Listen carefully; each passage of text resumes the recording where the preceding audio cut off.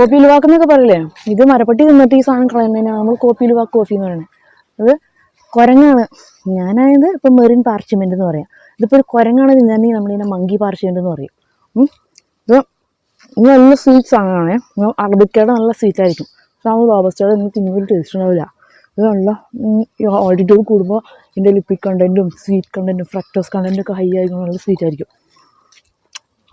ഞാനിത് കാണിച്ചു മര്യാദയാണോ എനിക്കറിയില്ല, പക്ഷെ എനിക്ക് കേൾക്കാതിരിക്കാൻ പറ്റില്ല.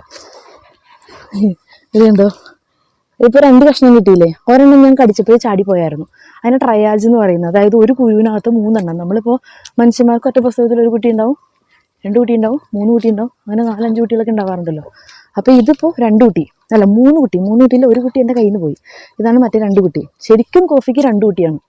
അത് രണ്ടും കൂടി ചേർന്നിരിക്കുമ്പോഴാണ് ഒറ്റ കുട്ടിയായിട്ട് കാണുന്നത്. ഇത് 3 എണ്ണമായിട്ടിരിക്കുമ്പോൾ ട്രയാജ് എന്ന് പറയും. ഇതെല്ലാം നമ്മളിങ്ങനെ ഇതൊക്കെ കഴിഞ്ഞ്